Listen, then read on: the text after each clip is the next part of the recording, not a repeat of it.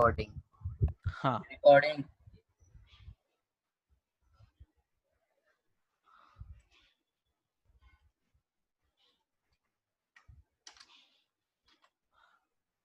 हाँ, तो हम क्या कह रहे थे यहाँ पर कि जो पार्टिकल्स हैं ये हम देखेंगे कि जो पोल्स हैं नॉर्थ पोल साउथ पोल यहाँ पर तो बहुत ज्यादा डेंस हो रखे हैं, यानी कि बहुत सारे चिपक रखे हैं। इसका मतलब यहाँ पर फोर्स ज्यादा लग रहा है। और यहाँ पर अगर हम बीच के एरिया में दिखेंगे तो यहाँ पर बहुत कम दिख रहे हैं हमें। इसका मतलब यहाँ पर क्या है, फोर्स कम लग रहा है। आई बात समझ में? ये बात आई बच्चों समझ में? ये हमें बस मैग्नेट रख देना है वहां पे, मतलब पाउडर फैला मैग्नेट के रख देना है कार्डबोर्ड। और टैप करना है उसको, ठक ठक ठक ठक ठक ठक ऐसे करना है धीरे धीरे। ठीक है, तो थोड़ी देर बाद अपने अच्छा आप को अच्छा अलाइन करते जाएंगे धीरे धीरे। अच्छा। हाँ, अब यहाँ से बच्चों आपको नेक्स्ट टॉपिक सीखना है, properties of magnetic field lines. Properties of भैया मैग्नेटिक फील्ड लाइंस। हाँ बेटा। ये जो आपने मैग्नेटिक फील्ड लाइंस बताया हाँ है ना, हाँ, इसमें मतलब एक वो मतलब कैसे मतलब वो हमें मतलब पता चलता है कि इस मैग्नेट का मतलब इतनी रेंज है खाली, इस मैग्नेट की क्या है? मतलब मैग्नेटिक इतनी रेंज है, मतलब जितनी फील्ड लाइन के हिसाब से हम कैसे पता लगा सकते हैं? वो तो आप सीधा ऑब्जर्व कर सकते हो ना, ये तो आप खुद से भी कर सकते हो। आपने खुद नहीं करके देखा कि यहाँ तक वो ये भी है चिपका रहा कि है? मतलब एक कॉइन को हमने रखा और फिर मतलब उसके पास देख गए कि कहाँ हाँ, कहाँ तक वो नहीं हाँ, जा ये रहा। तो खुद ही करना चाहिए। अच्छा समझे? अच्छा ठीक है, भैया। चलो अब देखो इसकी फील्ड लाइंस की प्रॉपर्टीज के बारे में बात करेंगे। सबसे पहली प्रॉपर्टी, ये प्रॉपर्टीज पूछी जाती हैं बच्चों। ठीक है, सबसे पहली प्रॉपर्टी हम क्या बोल सकते हैं कि मैग्नेटिक फील्ड लाइंस,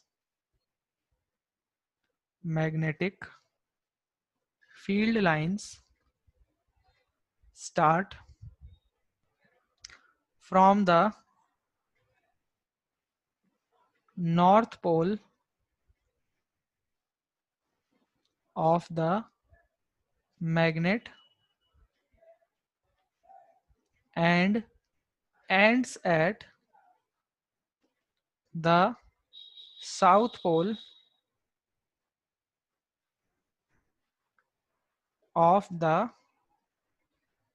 magnet। ठीक है, ये नॉर्थ पोल से स्टार्ट होते हैं और साउथ पोल पे खत्म होते हैं। अब ये पहला ही पॉइंट चल रहा है, इसके बाद हम बोलेंगे inside the magnet they start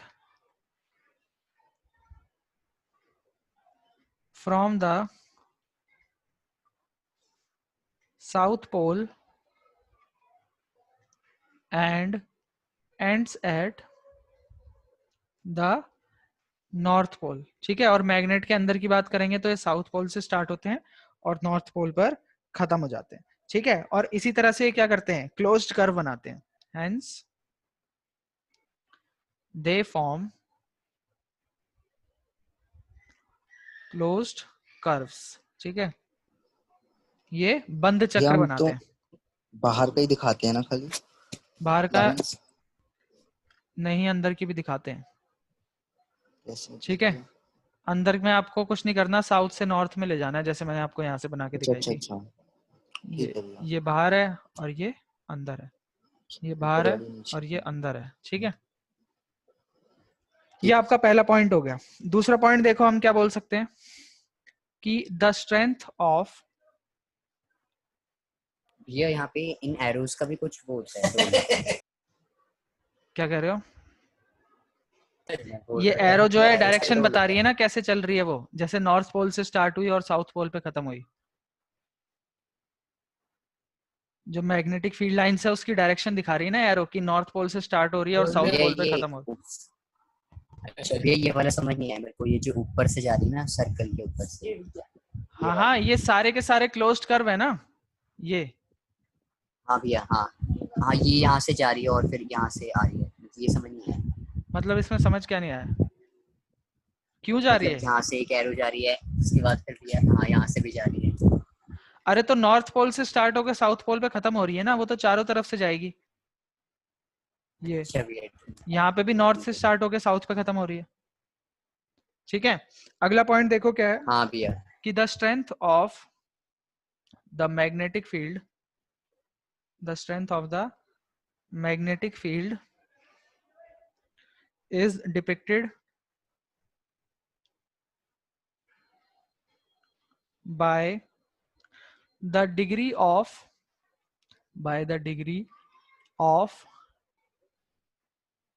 closeness of the magnetic field lines. ठीक है, ये कहता है कि मैग्नेटिक फील्ड की हमें स्ट्रेंथ कैसे पता चलती है कि मैग्नेटिक फील्ड लाइंस कितनी पास पास हैं। जहां पर मैग्नेटिक फील्ड लाइंस ज्यादा पास पास होंगी, जैसे हम देख सकते हैं यहाँ पर नॉर्थ पोल पर और साउथ पोल पर क्या है, झुंड बना हुआ है, बहुत सारी एकदम से पास पास आ रही हैं, तो यहाँ पर क्या है, फोर्स भी ज्यादा लग रहा होगा, यानी कि मैग्नेटिक फील्ड यहाँ पर स्ट्रांग होगी।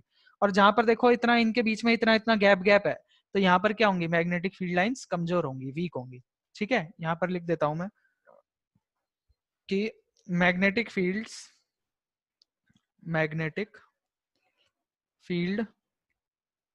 is strong where the field lines are crowded together। जहां पर क्राउडेड हो रखी है, यानी कि ज्यादा पास पास है, वहां पर हमारी मैग्नेटिक फील्ड क्या है, स्ट्रांग है। And the magnetic field is weak. भैया ये आपने मतलब सेकंड में क्या लिखा है कि जहाँ पर हम जितनी पास पास होते हैं मैग्नेटिक फील्ड लाइन उतनी मतलब वहाँ पर तेज होता है, वहां पर स्ट्रांग होगी हमारी मैग्नेटिक फील्ड।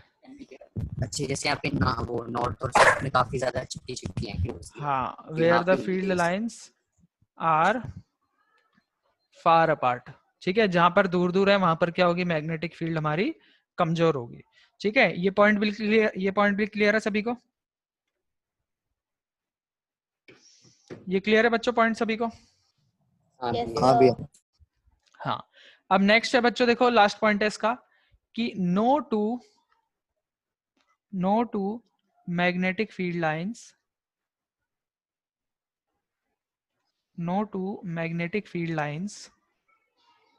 intersect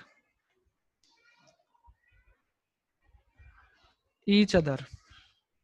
कोई भी दो मैग्नेटिक फील्ड लाइंस एक दूसरे को कभी भी काटती नहीं है।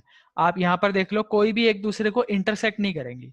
ठीक है, कोई भी दो मैग्नेटिक फील्ड लाइंस एक दूसरे को इंटरसेक्ट नहीं करेंगी। जो मैंने हाथ से डायग्राम बनाया होगा इसमें हो सकता है कि कट गई हो एक दूसरे से, पर असल में मैग्नेटिक फील्ड लाइंस कभी भी आपस में इंटरसेक्ट नहीं करती।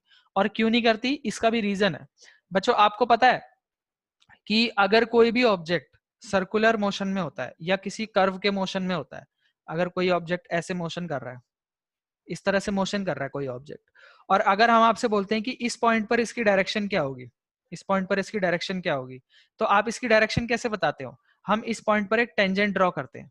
हम क्या करते हैं, इस पॉइंट पर एक टेंजेंट ड्रॉ करते हैं। अगर कोई ऑब्जेक्ट सर्कुलर पाथ में होता है ना, और आपसे किसी पॉइंट पर उसकी डायरेक्शन पूछता है, तो हम वहां पर एक टेंजेंट ड्रॉ करते हैं और हमें डायरेक्शन पता चलती है, क्योंकि सर्कुलर पाथ में तो हमेशा डायरेक्शन चेंज हो रही है ना। तो जिस भी पॉइंट पे पूछता है उस पॉइंट पर हम एक टेंजेंट ड्रॉ कर देते हैं और हमें डायरेक्शन मिल जाती है।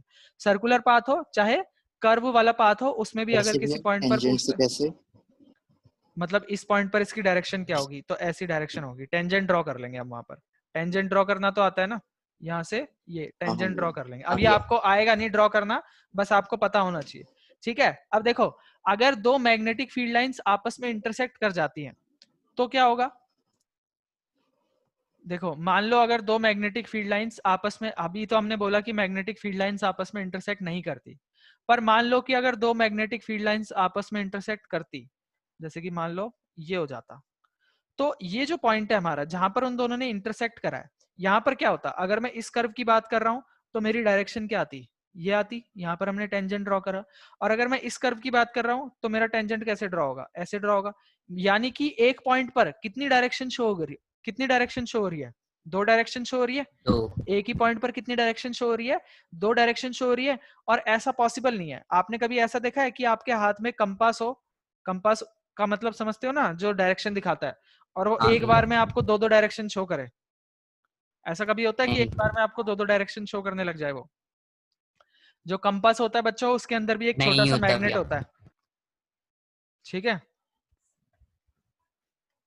हाँ, तो इसीलिए मैग्नेटिक फील्ड लाइंस कभी भी आपस में इंटरसेक्ट नहीं करती। इसका क्वेश्चन भी आता है, मैं आपको क्वेश्चन लिखवा देता हूँ।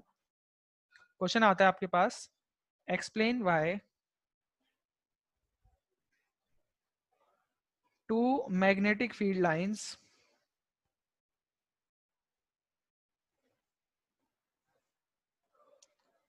Never intersect each other. जो मैग्नेटिक फील्ड लाइंस होती हैं वो कभी भी एक दूसरे को इंटरसेक्ट नहीं करती, ये हमें एक्सप्लेन करना है, ठीक है। तो हम क्या बोलेंगे, हम बोलेंगे magnetic field lines, magnetic field lines never intersect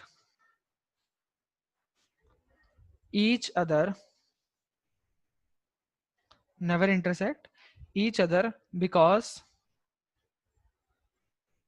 if they did, अगर वो करती intersect,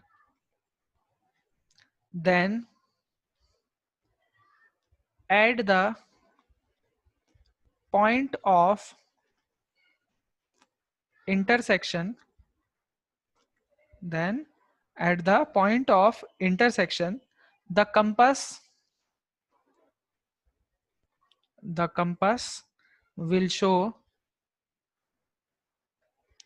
the compass will show two directions, the compass will show two directions, which is not possible, which is not possible, जो कि possible नहीं है। आई बात समझ में? इसलिए हमारी मैग्नेटिक फील्ड लाइंस कभी भी आपस में इंटरसेक्ट नहीं करती। इस क्वेश्चन को याद कर लेना बच्चों अच्छे से, पेपर में आता है एज इट इज, इसलिए मैंने इसको अलग से क्वेश्चन की फॉर्म में लिखवा दी। के लिए इतना ही बहुत है। ठीक है बच्चों, आज याद के लिए करना है इतना भैया ही, इसको। हाँ ठीक इतना ही है रखते हैं, भैया। हमारा टॉपिक भी खत्म हो गया, अब नेक्स्ट टॉपिक स्टार्ट नहीं कर रहे हैं, ठीक है। यहाँ तक अच्छे से पढ़ के रखना, ठीक है। और ठीक है क्वेश्चन भैया, पेपर याद कर सॉल्व नहीं लूंगा। करते हो बच्चों आप लोग, क्वेश्चन पेपर किसी ने भी सॉल्व नहीं करा था, क्वेश्चन पेपर सॉल्व करके लेके आना अगली क्लास में, ठीक है। मैंने भेजा था सर। चलो ठीक है बच्चों, okay, good night sir. Good night बच्चों।